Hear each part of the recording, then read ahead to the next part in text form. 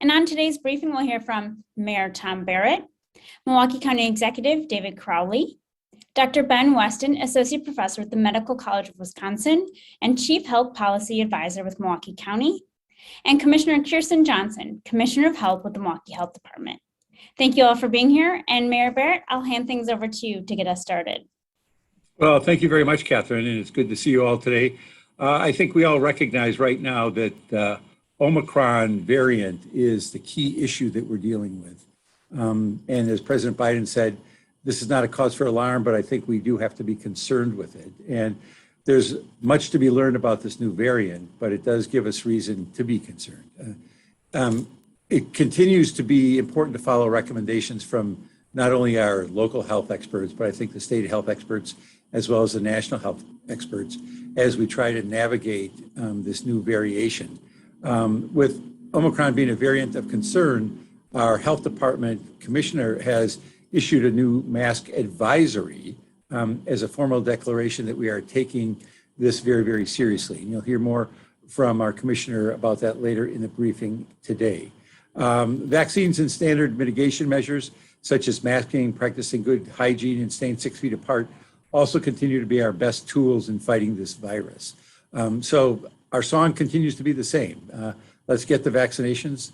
Let's do what we can to take those standard mitigation measures. We can see that this is something that developed overseas. We're obviously concerned because it's in Canada. What will happen if it comes here, how serious it is. And let's be real, we're all tired of this. Everybody's tired of this. We want life to go back totally to pre-COVID, where we can ignore all of this. But we have to continue to be mindful that our hospitalizations are up, our deaths are obviously going the wrong direction. We're seeing increases in transmission of this disease. So it still is something to be very, very concerned about. We remain in the extreme transmission category for COVID-19 cases per 100,000. As you can see on the screen here, we're at 214.9 cases per 100,000. That number, unfortunately, is up from the prior week. You can also see that our percent positivity rate is now in the substantial category as well. That's not where we want to be, but the transmission is now at 8.9%. This is also up from last week. Our vaccination rates, we're getting even closer to 60%. We're at 59.8% of City of Milwaukee adults. That's individuals 16 or older who are fully vaccinated, and 64.7% of adults have received at least one dose. But as I look around major cities around the country, I see a significant number of cities that have a higher vaccination rate than we do here in Milwaukee. And our health department has done a phenomenal job in outreach and trying to connect people with the vaccines. But we understand, and I understand, it's an individual choice and people have to do it. But I continue to read the stories and see the stories on television about people who did not get the vaccine and have found themselves in a very, very bad place medically because of it. And so this is all about health. It's about your health. It's about your family's health. It's about the health of the community. So the CDC recently announced that all adults should get a booster shot of vaccine 6 months out from their last dose of Pfizer and Moderna, and 2 months out from their last dose of Johnson & Johnson. So if you have not received your booster, please make it a priority to do so as soon as possible. This is very easy to do. This is not difficult to get these booster shots, so don't feel in any way intimidated. The pandemic continues on, and vaccines remain our best way to move past this virus. Testing also remains important in detecting the spread of the virus in our community, and following holiday gatherings, please seek testing if you are feeling symptomatic. Again, holiday gatherings, a lot of families got together. My family got together. It was great to see my nieces and nephews and grandnieces and siblings, as well as our own children. But we all know that having a lot of people around can lead to transmission as well. Talking a little bit about upcoming vaccine clinics. For those looking for first, second, or booster doses or flu shots, there are opportunities throughout the week across the city. We are back at our school-based clinics for a second round of vaccinations. We've had great partnerships with the Milwaukee Public Schools, with the Seton Schools, with some private schools, so that the kids who want to get the shots and whose parents want them to get the shots, they can get them. So we're very, very pleased with that partnership. I want to take a moment to thank everybody who has stepped up to make this possible. Again, our school and health partners have been really, really, really great. but also the parents and staff who have championed this work to keep our children safe. I think we recognize that there was an outbreak in one of the MPS schools just in the last 48 hours. So it tells you that we clearly have a lot more work to be doing. In addition to our school-based locations, the UWM School, Union, the UWM Union, Ascension All States Family Health Center, and Myanmar Learning Center are offering vaccines to the public as well. One more thing I wanted to share, and that's about the Bucks. The Bucks are winning a lot of games now, and I'm happy about that. Finally, they're winning. They've got a winning streak going, and that's overdue. But what's not overdue is having people go to Pfizer Forum to get their shots. This is a great opportunity to get the Pfizer Forum, to get a chance to pose with the Larry O'Brien Championship Trophy, and possibly even to win tickets for the Bucks game Saturday night against, I think it's Saturday night, but the game against the Heat. So stop by for first, second, and booster shops of Pfizer, Moderna, and Johnson & Johnson. We'll be back at the Pfizer this Saturday, December 4th, from 10 a.m. to 2 p.m. In partnership with the Milwaukee Bucks. We love that partnership. So again, get there. You can obviously enter for the drawing for the tickets for that night's game against the Miami Heat. So with that, I'll turn it over to our partner, County Executive David Crowley. Good afternoon, everybody, and thank you so much, Mayor Barrett. As you can probably tell by my background, December marks Universal Human Rights Month, and this is really a time for people around the country and around the world to really join together and stand up for the equality, the rights and dignity of all individuals. And this is a critical time for everyone, honestly, to come together to help protect ourselves and our community, and especially those that we love. And especially now as we kick off Universal Human Rights Month and as we see COVID-19 cases rising locally, we need to come together really to protect our community and our neighbors. And this might mean having those tough yet needed and respectful conversations with your loved ones or your friends about why getting the COVID-19 vaccine is so important. Everyone is entitled to their own opinions, but sometimes those simple nudges and respectful conversations is what's needed to change some people's minds to really get this vaccine. And as Mayor Barrett mentioned, the World Health Organization has labeled Omicron or Omicron, tomato, as a COVID-19 variant. And that poses a very high risk. And so the best advice that we can give as of now is to listen to your local public health experts, as they are our trusted local source of information. And so research is still ongoing to uncover more information on the new variant, but we do know that the best way to protect yourselves and keep and everyone safe around us is to get vaccinated or to get your booster shot. And the CDC yesterday announced that all adults should get their booster shots. And in fact, I'm actually getting my booster shot tomorrow. I have little ones at home who are not able to actually get the vaccine. So I'm going to make sure I'm taking all the necessary precautions to keep them safe and those that are around me. And so this is a time to get vaccinated or to get boosted as we enter into the colder months and the holiday season, and now with this new Omicron variant. So I want to ask everyone to be cautious and continue practicing good hygiene practices and get tested if you are feeling symptomatic. And then just yesterday, Supervisor Wasserman introduced a resolution declaring health information as a public health crisis and really affirming Milwaukee County's commitment to health equity. Misinformation is a threat to public health as it causes confusion and really it undermines public health efforts and prevents people from seeking preventative care and diagnostic testing. And so we cannot let misinformation lead to additional rumors, especially during times when cases are rising and Omicron is likely starting to spread throughout this community.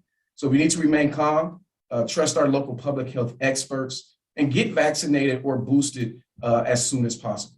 So again, thank you for joining us this afternoon. And with that, I'll hand it over to Dr. Weston. Thank you, Mr. County Executive. Good afternoon. First, to our numbers, we are currently seeing in Milwaukee County an average of 231 new cases per day and about 2 deaths per day. Wisconsin currently has the 4th worst rate of COVID positivity of any state in the country. Locally, we're seeing increased cases, increased positivity, as well as hospitalizations. Now, we'll of course talk today about Omicron, but even if Omicron does not end up being as bad as predicted, we still have Delta to deal with. We are in the middle of a Delta wave with record cases and record hospitalizations in Wisconsin for all of 2021. In fact, the entire western region of our state has 0 ICU beds available. 0. This is a dangerous place for our state as well as our country. We're entering a long winter, a holiday season with poor trends and a new variant on the horizon. But let's first talk about that variant. So what is Omicron and what does it mean for the future? We can start with what we know. One thing that we know is there's 2 ways to pronounce it. So Omicron and Omicron. All right, that's the easy part. But we also know that this new variant has many mutations that make it different from previous variants that we've seen. In fact, it has far more mutations than we've ever seen in a circulating variant. Now, what the effect of these mutations will be is still uncertain. While the exact level of transmissibility or the ability to spread is not definitively known, we have seen that in South Africa, for example, where this variant was first sequenced, it's rapidly become the dominant variant. It's outcompeted the contagious Delta variant.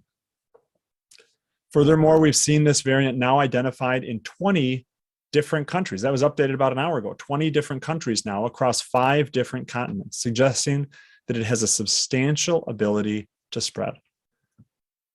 And what we do not yet know is the severity of the variant. Is it more or less likely than Delta to put you in the hospital? And we also don't yet know the ability of the variant to evade the immune response, particularly how effective our vaccines will be against it. Now, we'll certainly know more on these fronts in the coming days to weeks. What we can be quite confident in is that this variant will soon be here. It is likely that in the next day or 2, we'll sequence this variant somewhere in the United States, and it will rapidly spread to our community as well. In our very first briefing on coronavirus back in March of 2020, standing in person in the apparatus bay at the Milwaukee Fire Department, I said that this was a time not for panic, but for preparation. And that could not be more true than today. Our vaccines have been effective against every variant we've seen so far, and it will likely have a pretty good level of protection against this one as well. So getting vaccinated and getting boosted is the best way to prepare and to protect yourselves and your families. The booster guidance is now simple. All adults 6 months out from Pfizer and Moderna or 2 months out from Johnson & Johnson should get boosted. And for those who've been on the fence about the vaccine, now is the time. A storm is brewing, and the best way to prepare by far is to get yourself vaccinated. And getting vaccinated is easy. You can go to your local drugstore, to your health department, or call your doctor. It's free, it's safe, it's effective, and it's as urgent now as ever. So don't delay another week and end up regretting it. Get vaccinated now. Thank you and stay safe, and I'll hand it to Commissioner Johnson. Thank you, Dr. Weston. The Omicron variant has been confirmed in 20 countries across the world after first being identified by leading epidemiologists in South Africa. The Milwaukee Health Department lab sequences 100% of the PCR specimens that we process on site, as well as a percentage of positive PCRs from other labs, which we prioritize based on location, whether it's the city of Milwaukee, Milwaukee County, or elsewhere. At this time, as of today, no PCR specimens processed by the Milwaukee Health Department lab have been identified as Omicron. Anticipation of future identification of this variant in Milwaukee, and due to the burden of positive COVID-19 cases remaining in the extreme transmission category, the Milwaukee Health Department is issuing a mask advisory for all individuals, regardless of vaccination status or past COVID-19 infection. And this advisory is to wear a mask at all times when indoors in a public setting. COVID-19 is predominantly transmitted by inhaling respiratory droplets, and studies have shown us that masks effectively block the release of these droplets into the environment and protect the wearer from exposure to other droplets. Because we are continuing to learn and more in the coming days and next week about the Omicron variant and its degree of transmissibility, it is crucial for us to layer measures to protect ourselves and our community. Another, and arguably the most important measure, is vaccination. Vaccination remains our strongest tool in the fight against COVID-19. And currently, only 59.8% of Milwaukee adults 16 years and older are fully vaccinated. COVID-19 vaccines and boosters are readily available at all Milwaukee Health Department sites with no appointment. Everyone 18 years of age and older is eligible for a booster if it has been 6 months since your second dose of Pfizer or Moderna, or 2 months since your single dose of Johnson & Johnson. In addition to our standing sites at the Northwest Health Center, Southside Health Center, and Menominee Valley, a full schedule of COVID-19 community vaccination sites can be found at milwaukee.gov/COVIDvax or healthymke.com. The vaccination clinic at Pfizer Forum this Saturday is an excellent opportunity to get vaccinated, get your kids vaccinated, get a booster dose, or even get a flu shot. Knowing the incredible turnout we had for our first clinic on November 13th, we plan to have more vaccinators on staff this Saturday. Come get vaccinated, take a photo with the Larry O'Brien Championship Trophy, and be entered to win a 4-pack of tickets to that night's Bucks game against the Miami Heat.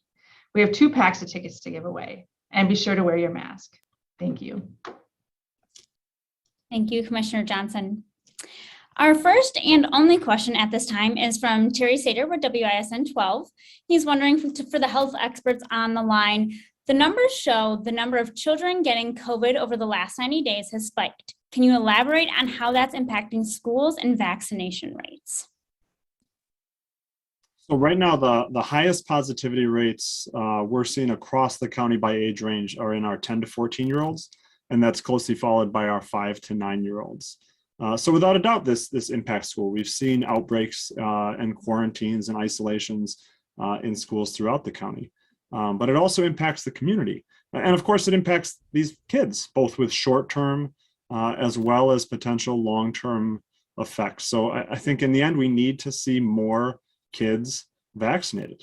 Any child 5 and older is eligible for the vaccine and should get vaccinated. There's many, many different options out there, and you can go to healthymke.com to see which sites are doing childhood vaccinations. Thank you, Dr. Weston.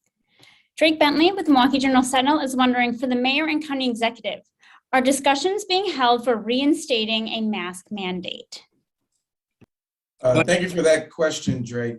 So we've always had our mask mandate kind of being instituted within Milwaukee County buildings. So we still require masks on county properties inside. So that is still our policy here. And the city of Milwaukee, again, for our employees, we continue the policy we have had. But we have had conversations with the health commissioner and others about a mask mandate. Again, obviously the announcement today from Commissioner Johnson is that this will be a mask advisory. We continue to monitor these numbers. We know that there is serious concern with the Omicron variant, and so we're continuing to monitor that. I don't know if the commissioner wants to add anything, but it's something that is always in our conversations.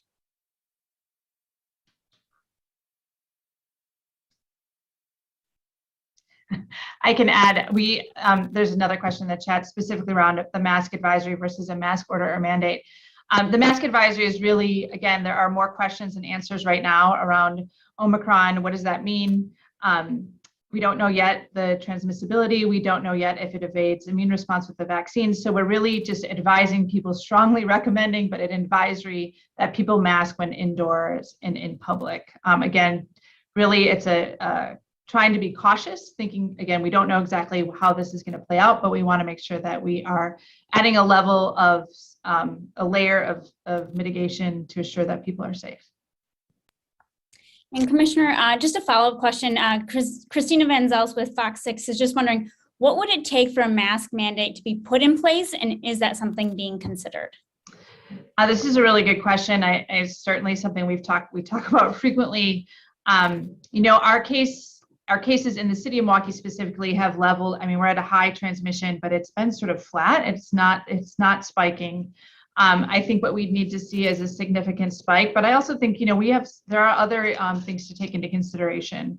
A mask mandate in the city of Milwaukee would only apply to the city of Milwaukee. It doesn't apply to the county. I think that's a barrier to having an effective policy in place.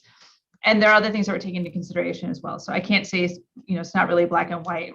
Again, at this point, we're thinking very much about Omicron and what does that mean and what does that look like? And as we learn more, we'll have more conversations.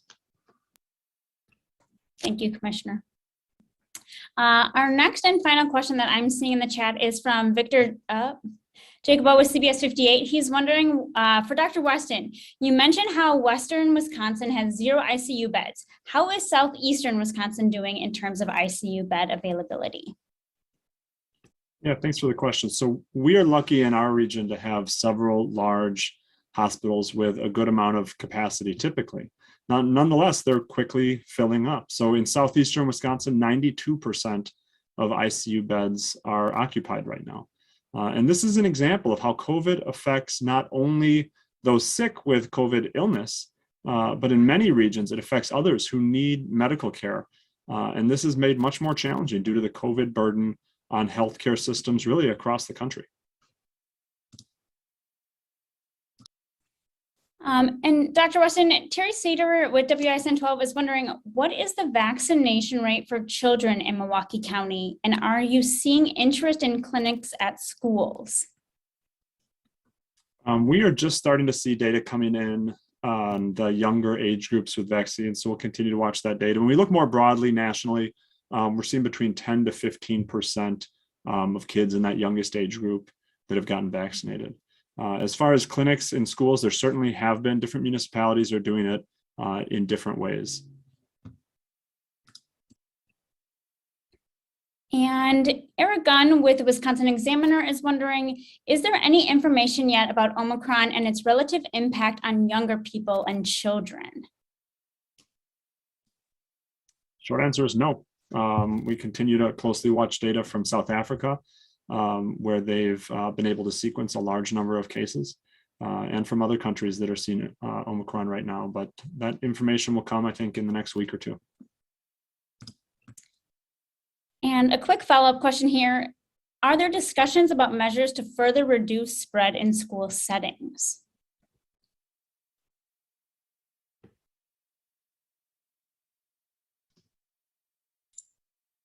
Well, obviously, we've seen some actions taken by the Milwaukee Public Schools recently when they reached that threshold for number of kids who have tested positive.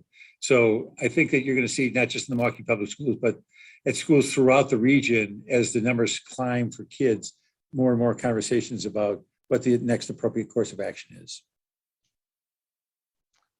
And I would just echo what Mayor Barrett said, but the Milwaukee Public Schools are requiring masks and have since the beginning of the year. And we know masks are effective specifically in a school setting because it's in a controlled environment, but it is effective at stopping the spread within classrooms.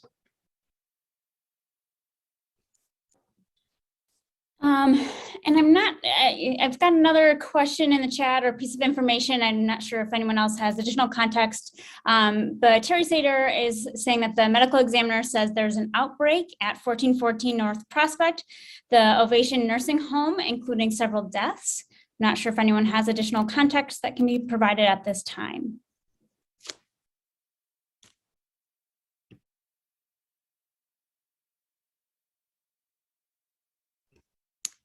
I think we'd have to look into that and get back. Thank you, Dr. Weston. All right. At this time, those are all of the questions that I have in the chat. Thank you all for joining. Thank you for the great questions, and we'll see you next week. Thank you all. Thanks, everyone. Thanks.